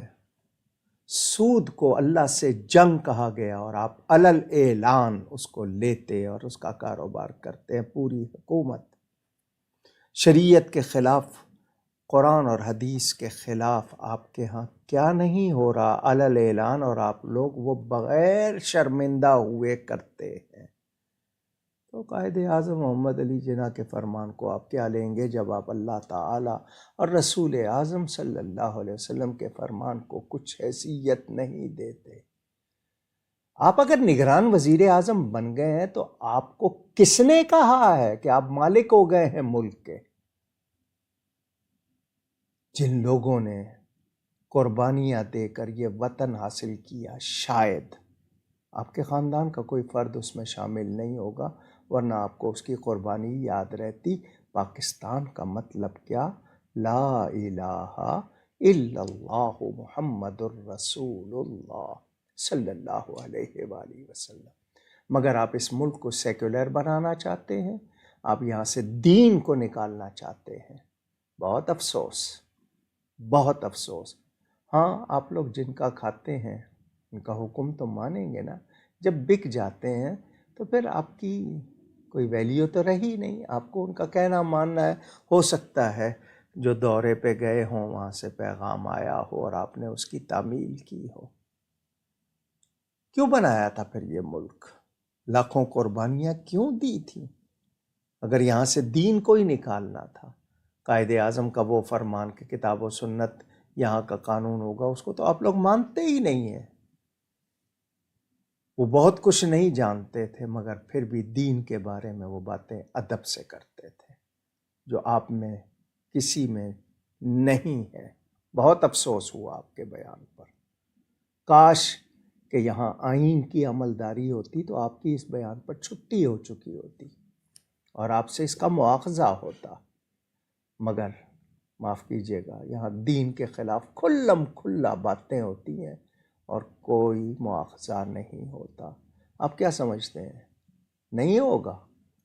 یہاں کے قانون یا آئین نے نہیں کیا، اللہ تعالیٰ کے ہاں سب ریکارڈ جواب دہ ہے۔ آپ قبر میں، حشر میں، آپ کے جتنے معاونین یا جن کے کہنے پہ آپ یہ کر رہے ہیں سب جواب دہ۔ آپ مسلمانوں کو کیا بنانا چاہتے ہیں؟ اس ملک کو کیا بنانا چاہتے ہیں؟ اللہ تعالیٰ ہر اس شخص کو ہر اس گروہ کو تباہ و برباد کر دے جو یہاں سے دین کو نکالنا چاہتا ہے، جو یہاں دین بگاڑنا چاہتا ہے۔ اللہ ہر ایسے شخص کو ناکام کر دے، رسوا کر دے، ذلیل کر دے، تباہ و برباد کر دے۔ اللہ تعالیٰ اور اس کے رسول کے خلاف بولنے والا یا ان کے بارے میں کوئی نامناسب کرنے والا کبھی سرخرو نہیں ہوتا۔ بہت افسوس ہوا، اس لیے یہ بات مجھے کرنی پڑی۔ کیا ہو رہا ہے آپ کے یہاں؟ میٹر چوری ہو رہے ہیں، گیس کے بھی اور بجلی کے بھی۔ ایسے ہی ہو جاتے ہیں چوری، بکتے کیوں ہیں پھر بازار میں؟ جو آپ کی طرف سے میٹر ادارے کی طرف سے وہ بکنا تو نہیں چاہیے۔ ملی بھگت ہے نا، جامع مسجد گلزار حبیب کے گیس کا میٹر چوری کیا گیا جی، اور لگانے والے نے کہا کہ جی میں ایک ہی گھر میں 3 مرتبہ میٹر لگا چکا ہوں، لگاتا ہوں پھر چوری ہو جاتا ہے۔ کچھ خبر ہے آپ کو کہ یہ آپ کے ملک میں کیا ہو رہا ہے؟ نگراں وزیر اعظم صاحب اور دوسرے لوگ، جو آپ لوگ بھاری بھاری تنخواہیں مزے لیتے ہو، تعیشات لیتے ہو، کچھ ذمہ داری کا بھی خیال ہے آپ کو؟ سرے راہ لوگ لوٹے جا رہے ہیں، ایک ٹیلی فون کے بدلے میں گولیاں ماری جا رہی ہیں، جانیں لی جا رہی ہیں۔ کچھ آپ کی ذمہ داری ہے یا نہیں ہے؟ لاپتہ افراد کے مطالبے پر کیا سلوک ہو رہا ہے؟ بلوچستان کے لوگ اٹھ کر آئے ہیں۔ آپ کے گھر سے کوئی جاتا نا تو آپ کو پتہ ہوتا یہ درد کیا ہوتا ہے۔ ان پر آپ لوگوں نے، ان کے جو وابستگان ہیں، ان کے ساتھ کیا سلوک ہو رہا ہے؟ کچھ احساس ہے آپ کو؟ بلوچستان کے لوگ کیوں اپنے آپ کو محروم سمجھ رہے ہیں؟ اس صوبے سے آپ کو دوسرے کتنے فائدے ہیں، مگر شاید محب وطن افراد کو نہ تو منصب ملتا ہے اور نہ ہی وہ کچھ کر پاتے ہیں۔ اسٹاک مارکیٹ دنیا بھر میں جو حال، اور خاص طور پر وطن میں، کچھ ذرا سوچئے آپ لوگ۔ اگر اس ملک کا آپ نے سودا کرنا ہے اور آپ لوگوں کو اختیار دے دیا گیا ہے سودا کرنے کا، اور تقریباً آپ لوگ کر ہی چکے ہیں، بچا کیا ہے؟ ایک ایک چیز تو آپ نے گروی رکھائی ہوئی ہے، پبلک کو نچوڑ رہے ہیں۔ روزانہ ان کے گیس کے، بجلی کے، دوسری چیزوں کے چارجز بڑھ رہے ہیں، 50 قسم کے۔ آپ لوگ پتہ ہے آپ کو، لوگ ٹیکس دے رہے ہیں، استعمال 400 روپے ٹیکس، اس پر 500 روپے۔ ابھی کسی نے بھیجا تھا 150 روپے کے استعمال پر 500 روپے ٹیکس۔ کیا ہے یہ؟ آپ لوگوں کو نہ موت یاد ہے، نہ قیامت یاد ہے، نہ اللہ کے سامنے جواب دینا یاد ہے، بھولے ہوئے ہیں۔ غزہ کا حال دیکھ کر مسلمان نہیں جاگے۔ دنیا بھر کے مسلمان کیا سمجھ رہے ہیں؟ ان کو چھوڑ دیا جائے گا قیامت میں اسی طرح؟ ان کی کوئی ذمہ داری نہیں؟ قبلہ اول کے حوالے سے، مسلمانوں کے حوالے سے، ان کے بچے گئے ہوں تو ان کو پتہ ہو کیا درد ہوتا ہے۔ ان کو سلام، وہ اتنی قربانیاں دے کر بھی اللہ ہی کو یاد کر رہے ہیں۔ کسی کے منہ سے کوئی ایسا لفظ نہیں سننے میں آیا، وہ اللہ ہی کو پکار رہے ہیں۔ لیکن مسلمانوں نے جو بے حسی دکھائی ہے، بہت افسوس۔ ہم سب کے سب، میں کیا آپ کیا، سب ہمارے اللہ تللے وہی ہیں ہمارے سب کو۔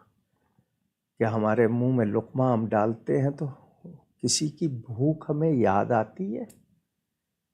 وہ زخمی ہو رہے ہیں بچے، ان کی پٹی نہیں ہو سکتی ہے، اسپتالوں پہ حملے ہو رہے ہیں۔ کہاں ہیں ہیومینٹی کی باتیں کرنے والے؟ اللہ تعالی ہمیں معاف فرمائے۔ میں شروع میں بھی سوال آئے بولتا ہوں، آج ہمیں اپنی انا عزیز، ہمیں اپنی بات عزیز، کیا ہو رہا ہے؟ اہل سنت میں کیا ہو رہا ہے؟ مسلمانوں میں کیا ہو رہا ہے؟ سب کے سب ہم لوگ مجرم ہیں۔ شرم آتی ہے ہمیں کہ ہم کیا ہو گئے ہیں۔ کیا ہونا چاہیے تھا۔ ہم سب کو شاید اپنی ذمہ داری کا احساس نہیں ہے، اور ہمیں موت بھی یاد نہیں ہے، اور یہ بھی یاد نہیں ہے کہ ہم نے جواب دینا ہے۔ اللہ ہمیں معاف فرمائے۔ سابق چیئرمین رویت ہلال کمیٹی پاکستان حضرت تاج العلماء کے فرزند و جانشین، اہل سنت کے بزرگ عالم حضرت مولانا مفتی محمد اطہر نعیمی صاحب انتقال کر گئے۔ انا للہ و انا الیہ راجعون۔ چاند کے حساب سے، ہجری تقویم کے حساب سے تقریباً 100 سال عمر پائی انہوں نے۔ بزرگ عالم تھے، متعدد کتابیں عربی سے اردو میں ترجمہ کیا، جامع مسجد آرام باغ میں خطیب بھی رہے۔ دارالعلوم نعیمیہ جو کراچی میں ہے وہ انہی کے خانوادے کی برکات ہیں۔ اللہ تعالیٰ ان کے درجات بلند فرمائے۔ ان کے علاوہ اور جتنے لوگ اہل ایمان اس دوران گئے، اللہ ان کی بھی مغفرت فرمائے۔ دعاؤں کے لیے بہت پیغام آتے ہیں۔ اللہ تعالیٰ سب کی جائز مرادیں پوری فرمائے، بیماروں کو شفا عطا فرمائے۔ عرس کے حوالے سے پھر یاد دلا رہا ہوں آپ کو، 1 فروری کو 41واں سالانہ عرس منایا جائے گا۔ میرے والد گرامی خطیب اعظم حضرت مولانا محمد شفیع صاحب اکاڑوی رحمۃ اللہ علیہ کا مرکزی عرس کراچی میں ہوتا ہے، اور عالمی یوم خطیب اعظم پوری دنیا میں جہاں جہاں محبت والے موجود ہیں وہ ایصال ثواب کے لیے ماہ رجب کا 3 جمعہ جو اس سال 2 فروری کو آئے گا 2024 میں، اس کو منائیں گے۔ آپ کو بار بار یاد دلاتا ہوں، ایصال ثواب کے لیے کلام جمع کیجئے اور آگاہ رہیے۔ ہر سال جو رسالہ چھپتا ہے عرس پر وہ بھی چھپ چکا ہے، اور وہ لوڈ کر دیا جائے گا اپلوڈ، کیونکہ باہر کے ملکوں میں میل نہیں کر سکتے، بہت مہنگا، اور ڈاک میں محفوظ بھی نہیں ہے، لیکن پاکستان میں جو ہمارے پاس ایڈریسز ہیں ان میں بھیجا جائے گا۔ یہاں پر آپ PDF اس کی چڑھا دی گئی ہے، مزید چڑھا دی جائے گی، آپ کو اس میں پڑھنے کو مل جائے گا۔ ہم لوگ سب کے سب اگر کسی بھول میں ہیں، ہمیں سدھرنا ہوگا، اس وطن کے لیے، اپنے دین کے لیے، اپنی آخرت کے لیے۔ اللہ ہمیں توفیق دے کہ ہم اپنے آپ کو سنبھالیں، ہم اپنے آپ کو بہتر بنائیں، اپنی اولاد کو صحیح عقیدے منتقل کیجئے، نیکی کیجئے، نیکی پھیلائیے، اسی میں کامیابی ہے۔ گفتگو میں مجھ سے کہیں کوئی غلطی ہوئی ہو، اللہ تعالیٰ اس کے رسول صلی اللہ علیہ وآلہ وسلم کی بارگاہ میں توبہ کرتا ہوں۔ آپ سب کا بہت شکریہ۔ یہ مہینہ ہے سیدنا صدیق اکبر رضی اللہ تعالی عنہ کا، جگہ جگہ ان کی یاد منائی جا رہی ہے۔ وہ کیسی معظم ہستی، ان کا شکر ہر امتی پر واجب ہے، حدیث شریف ہے، تو ان سے محبت اور ان کا شکر ہم پر واجب ہے۔ بڑے احسان ہیں ان کے، اور وہ بڑی شان والی ہستی۔ اللہ تعالیٰ توفیق دے، انشاءاللہ ہم بھی جامع مسجد گلزار حبیب میں ان کے دن مناتے ہیں، موقع آئے گا۔ آپ سب سے دعائیں چاہتا ہوں، آپ سب کے لیے دعائیں۔ بہت شکریہ۔ والسلام علیکم ورحمۃ اللہ وبرکاتہ۔